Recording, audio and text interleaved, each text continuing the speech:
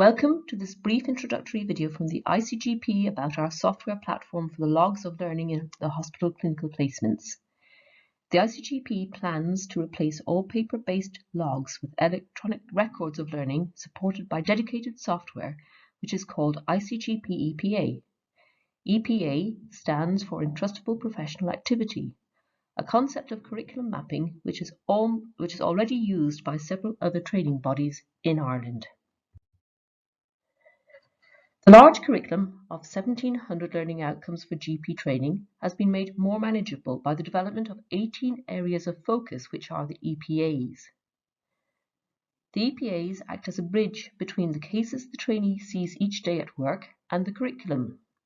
This structure allows the trainee to record day-to-day learning by entering what they have learned about a case under a chosen EPA. The trainee gradually builds up the evidence of growth and progression. ICGPA is first being introduced for only a portion of the programme, the women's health requirement.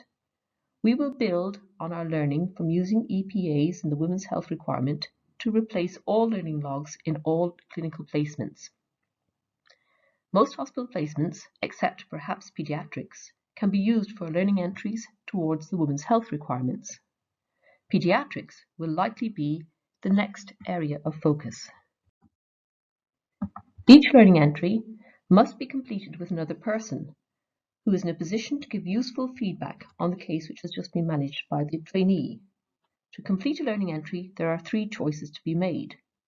The first is to choose an EPA.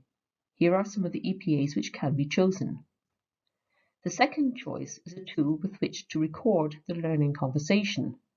Case-based discussion will commonly be used. There are 2 other tools which are like the mini-secs and the DOPS with which you are familiar, but they are shorter and more flexible. The PIP-C is for performance in practice, in which consultation skills are observed. The PIP-P is for performance in practice, in which a procedure or physical examination has been observed. The third choice, then, is which of the 6 domains to apply to that case. The 6 domains come from the international definition of general practice, and the domain specific problem-solving skills is a great one with which to start feedback, but feel free to explore the others. Please only ever attempt to choose one or a couple of domains for a learning event. The learning record capture is designed to be quick and flexible to capture small amounts of information frequently. Each domain has further information linked to it in the app, which will really help kick off good feedback conversations.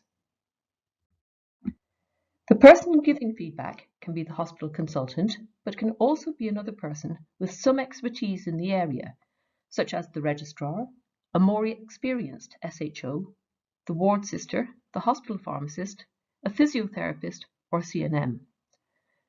The software seeks the identity of the feedback giver to complete an entry, and any entry which is entered must have been agreed. Any feedback which has been entered must have been agreed. It is expected that the feedback giver is someone who the designated hospital consultant can verify if necessary. Feedback capture on the software platform can be by app or on a PC. We have held design meetings with a number of hospital teachers. We are fully aware of the IT challenges within the hospital environment, and the app can work offline even if there is no phone cover. It will synchronize automatically when next in Wi-Fi. The trainee will be responsible for inputting the entry. The hospital teacher does not have to log in anywhere for learning records to be completed. We are also aware of and are willing to help prevent the risk of a future proliferation of different WBA structures from different training bodies. Patient care is complicated enough without making training roles more complicated too. You will be asked to decide on a level of supervision with which you are comfortable for that trainee for that case. This is asking you to decide whether high level, moderate level, low level, or no supervision is necessary. The literature shows that such judgments take into account your view of the reliability, integrity, capability, humility, and agency of that doctor when making a supervision entrustment decision. It is a retrospective judgment for the case in question. It is an ad hoc decision. Levels of supervision can go up or down according to the circumstances, even for similar cases. When making the judgment, go with your gut. Then you will be asked for some information on what went well and what suggestions you have for an improvement in performance the next time a similar case is encountered. You can recommend resources or a specific action plan, and please specify a timescale in which you expect the trainee to complete the plan. It is then the responsibility of the trainee to follow up on this. You do not have to check. However, there is the ability to flag a learning record which you may wish to review. Here is a visualization of how aggregated data from a trainee's learning record can help you as a hospital teacher see at a glance how the trainee is getting on. Each of the spokes is one of the 18 EPAs. The colour codes give you ready information on the proportion of learning records at each level of supervision. Red, yellow blocks are higher levels of supervision. Green, blue blocks are lower levels of supervision. You can have your own access to this data for your trainees by emailing curriculum@icgp.ie. Here is a view of how you can drill down into the data to look at individual learning events. You can also look at the comments which have been recorded and get an overall feel of progress. I'll give you a minute to look at this slide.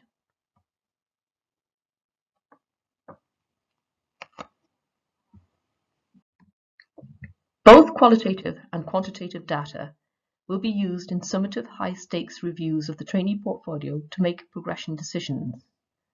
The structures for this are being built at present, using the women's health requirement as learning, so that we can iteratively test and alter our processes to make them fit for purpose.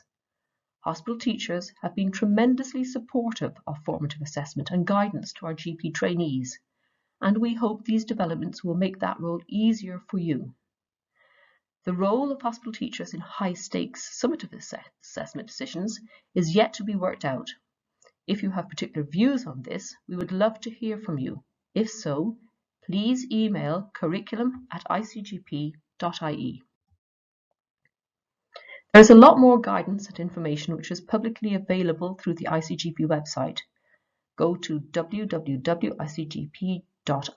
EPA, click on the link for further information, and you will find a number of other short videos on various associated topics such as good feedback practice and how to plan learning using the EPAs. I hope you found this video interesting and informative. If you would like a more in-depth demonstration, we are happy to organise Zoom meetings for groups of 4 or more hospital teachers to explain more and hear your thoughts and suggestions. If you would like to avail of this, please email curriculum@icgp.ie. Thank you very much for your support of GP training.